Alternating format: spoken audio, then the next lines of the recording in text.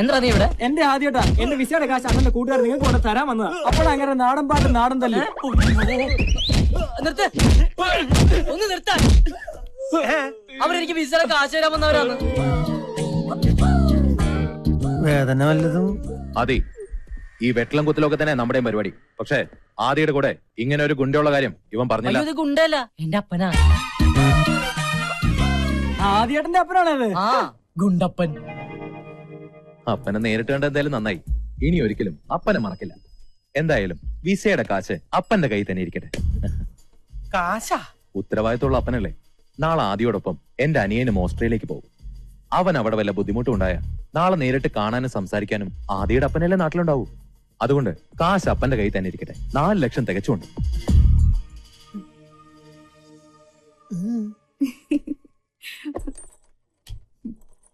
എന്റെ കൃഷ്ണ, എന്നാലും ഇതൊരു വല്ലാത്ത അബദ്ധമായി പോയി എന്റെ മോനെ.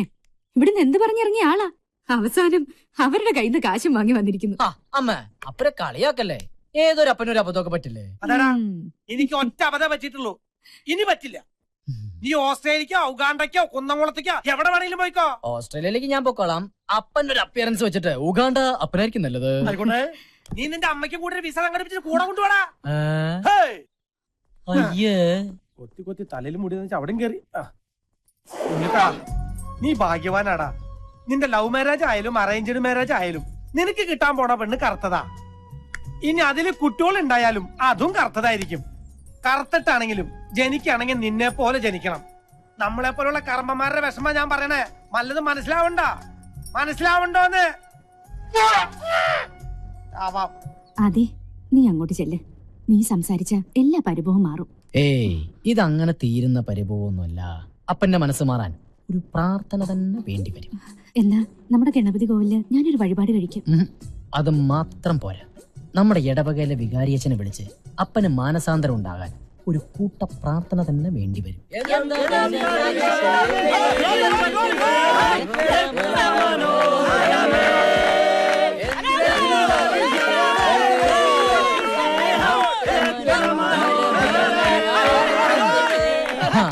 നോക്കപ്പാ, അപ്പന്റെ സ്വർഗത്തിന്റെ വാതിൽ തുറന്ന് മലർന്നു കിടക്കുന്നത്.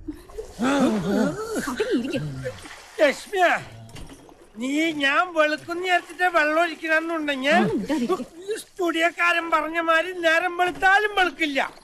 അപ്പന് വെള്ളം ഒടിച്ച് കഴിയുമ്പോഴാ ബോധം പറഞ്ഞത്. ആനോട് കാണിക്കണ ഒരു മര്യാദ. അപ്പന് മാനസാന്തരം വരാൻ ഇടവകയിലെ അച്ഛനെ വിളിച്ച് കൂട്ടപ്രാർത്ഥന.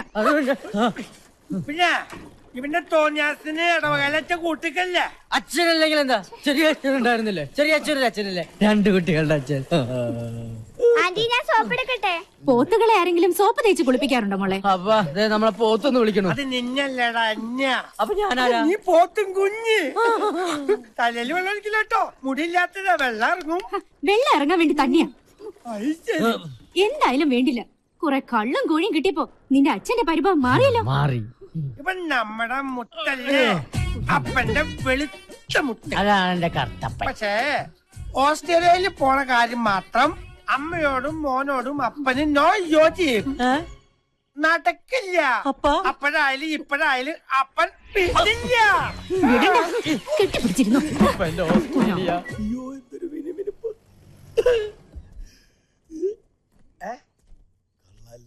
ഇത് ആരുടെ കാറ്? തോമസ് മാത്യു സാറിന്റെ. ഏത് തോമസ് മാത്യു? ആദിയുടെ സ്പോൺസർ. അങ്ങേരെ ആസ്ട്രേലിയക്ക് പോകാനുള്ള വിസയുമായി വന്നതാ. ഞങ്ങൾ ആദ്യം ഒന്ന് ആസ്ട്രേലിയക്ക് പോയിച്ചു വരട്ടെ. ഈ വീട്ടുമുറ്റത്തും കിടക്കും ഇതുപോലൊരു കാറ്.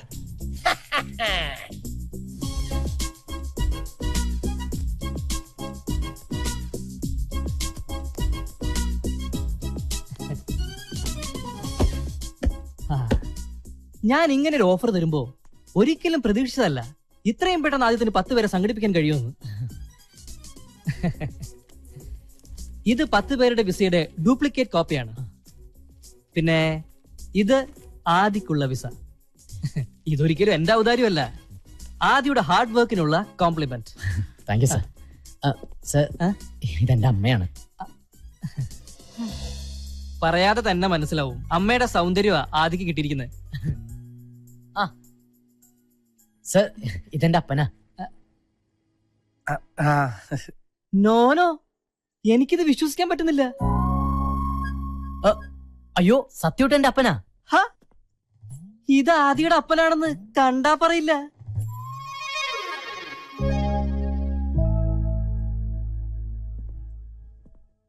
ഈ പ്രായത്തിൽ ഇത്രയും മുതിർന്ന മകനോ? ആദിയുടെ ഫാദർ വളരെ യങ് ആണ്. Anyway you are lucky. Adi ഇപ്പൊ വരാപ്പ. അവന് പോകാനുള്ളതെല്ലാം ശരിയായി. ഇപ്പൊ സന്തോഷിക്കല്ലേ വേണ്ടത്? എന്നിട്ടെന്താ ഇങ്ങനെ മുഖം കറുപ്പിച്ച്? അതിന് എന്റെ മുഖം വെളുത്തിട്ടല്ലോ ലക്ഷ്മി. അവനൊരു നല്ല ഭാവി ഉണ്ടാവണം തന്നെ എന്റെയും പ്രാർത്ഥന. പക്ഷേ നമുക്കിടയിൽ അവനില്ലാത്തൊരു ദിവസത്തെ കുറിച്ച് എനിക്ക് ചിന്തിക്കാൻ പോലും പറ്റണില്ല.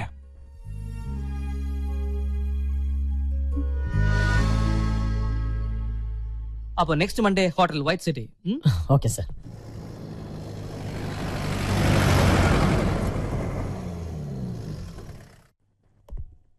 Good morning sir. Morning. One mister Thomas Mathew, room number 105. 1 second sir. Sorry sir, Thomas Mathew എന്നൊരാൾ ഇവിടെ റൂം എടുത്തിട്ടില്ല.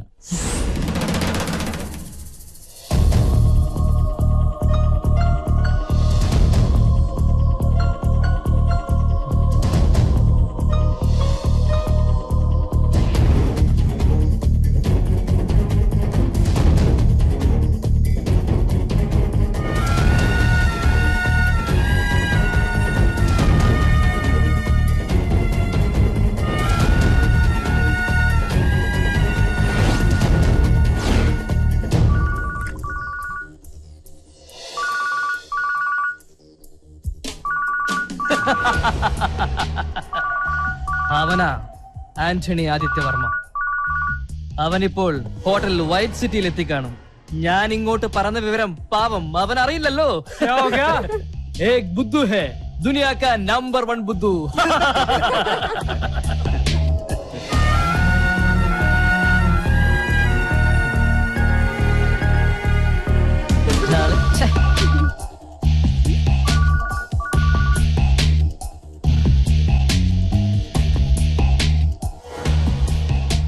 ആന്റണി ആദിത്യവർമ്മ. ഗാവോ പിയോ മസ്സ കരോ.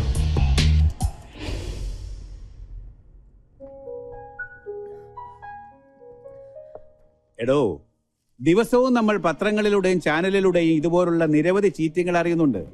എന്നിട്ടും നിന്നെ പോലൊരാൾ അവന്റെ വലയിൽ വ്യാജ മേൽവിലാസവും മരിച്ചുപോയ ഒരാളുടെ പേരിലുള്ള മൊബൈൽ ഫോണും അവൻ നിന്നെ സമർത്ഥമായി കബളിപ്പിച്ചിരിക്കുന്നു. സാറിന് എന്തെങ്കിലും ചെയ്യാൻ പറ്റുമോ? ആദിത്യ, നീ തന്ന പരാതിയിന്മേൽ അന്വേഷണം നടക്കും.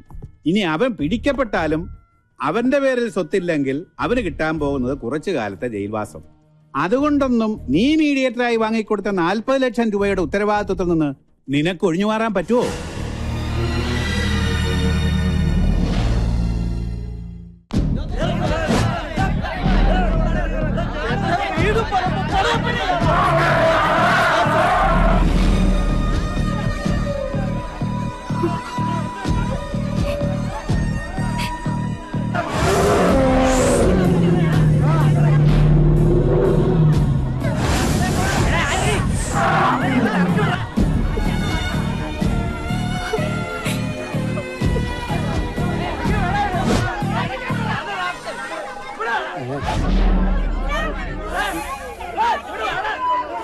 കർത്താവേ, എന്റെ ലോറി ഇനി ആന്റണിയുടെ മുറ്റത്ത് കിടന്ന അത് അപകടമാ. എടുത്തു മാറ്റിക്കളയാം. ഇനി അവൻ ഈ വളയം പിടിക്കണ്ട.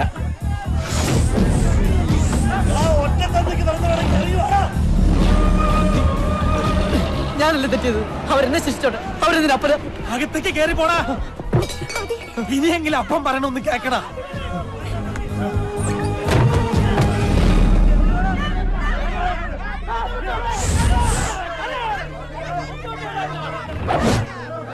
മതി, നിർത്ത്. ഇനിയൊന്നും പറയരുത്. ആരെയും കണ്ണടച്ച് സ്നേഹിക്കുകയും വിശ്വസിക്കുകയും ചെയ്യുന്ന ഈ ആന്റണിയുടെ മകൻ ഒരു അബദ്ധം പറ്റി. എല്ലാരും അവനോട് ക്ഷമിക്കണം. അവനെ ശപിക്കരുത്.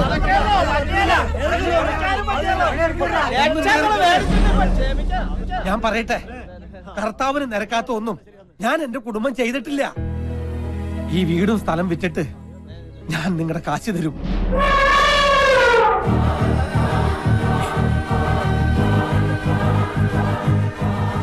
ആന്റണി വെറുമ്പാക്ക് പറയാറില്ല. ഒരൊറ്റ അപേക്ഷയുള്ളൂ, അതിനൊരു അല്പം സാവകാശം എനിക്ക് തരണം. എല്ലാരും പിരിഞ്ഞു പോണം.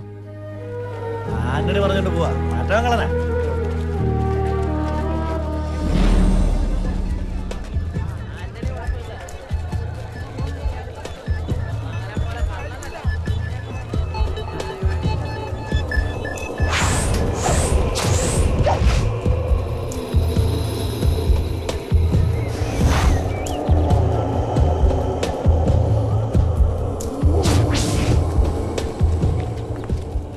എവിടെയാടാ നിന്റെ മോൻ? വിളിക്കവനെ. അവനെ നീ എവിടെ ഒളിപ്പിച്ചാലും ഞങ്ങൾ പൊക്കും. ഏയ് വേണ്ട, നമ്മുടെ ആന്റണി ചേട്ടനോട് ഇങ്ങനെ പെരുമാറാൻ പാടുണ്ടോ? ഒന്നുമില്ലെങ്കിലും 5 കാശ് പ്രതിഫലം വാങ്ങാതെ നാട്ടു റോഡിൽ വെച്ച് നല്ല നാടൻ പാട്ടും നാടൻ തല്ലും കാഴ്ചവെച്ച വലിയൊരു കലാകാരനാണ് ഇദ്ദേഹം. കലാകാരന്മാരെ ബഹുമാനിക്കണ്ടേ? ആദിത്യനെ കാണേണ്ട ആവശ്യം എനിക്കില്ല. കാരണം ഇടപാട് നമ്മൾ തമ്മിലായിരുന്നല്ലോ. 4 ലക്ഷം രൂപ എന്നോട് വാങ്ങിയത് ആന്റണിയാ. അല്ലേ ആന്റണി? അതെ. കേട്ടോടാ, ആന്റണി സത്യസന്ധന. ആന്റണിയുടെ വാക്ക് വിശ്വസിച്ച് കാശ് കിട്ടാനുള്ളവന്മാർ ഇവിടെ നിന്ന് ഇറങ്ങിപ്പോയത് വെറുതെ അല്ലെന്ന് ഇപ്പം മനസ്സിലായില്ലേ? നിങ്ങളുടെ കാശ് ഞാൻ പെട്ടെന്ന് തരാം. ആ എന്നാ പെട്ടെന്ന് തന്നേക്ക്. ഞങ്ങൾക്ക് പോകാൻ തിരക്കുണ്ട്. ഇവർക്കൊക്കെ ഒരുപാട് ജോലി തിരക്കുള്ളതാ. എനിക്ക് കുറച്ച് അവധി തരണം. അവധി തരാൻ ഞാൻ നിന്റെ മേലുദ്യോഗസ്ഥനൊന്നും അല്ലല്ലോ ആന്റണി. നടക്കുന്ന കാര്യം ഞാൻ തന്നെ പറയാം. നിന്റെ ആനയെ ഞാൻ എന്റെ വീട്ടിലേക്ക് കൊണ്ടുപോവാ. ഇനി മാടമ്പാട്ട് തറവാട്ട് മുറ്റത്ത് നിൽക്കട്ടെ. എന്തേ അടങ്ങി നിക്കടാ. തടയാൻ വരരുത് ആന്റണി. തടയാൻ വന്നാ ഈ മുറ്റത്തിട്ട് എല്ലാത്തിനും വെട്ടിനുറുക്കി ചോര കൊണ്ട് എന്നെ കണക്കെഴുത്തള്ളും. വിളിക്കണം നമ്മുടെ ആന ഡ്രൈവറെ.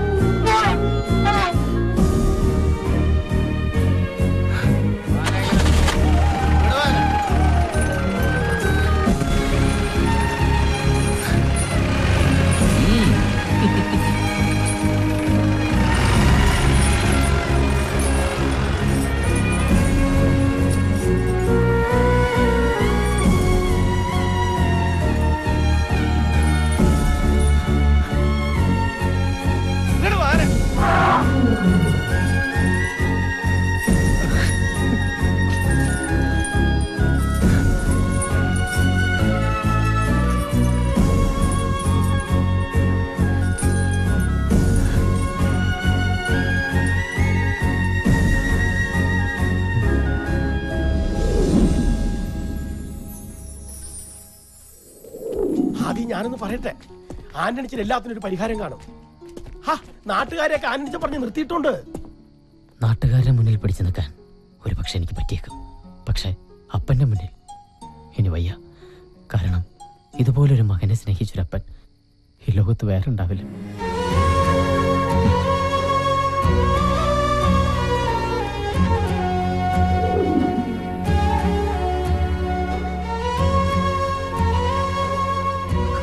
ലക്ഷ്മിയെ, നമ്മുടെ മോൻ കരയണ്ട. ഇപ്പൊ അവൻ ഇവിടുന്ന് മാറി നിൽക്കുന്ന തന്നെയാ എന്തുകൊണ്ടും നല്ലത്. നീ കരഞ്ഞു വെറുതെ എന്നെ വിഷമിപ്പിക്കില്ലേ?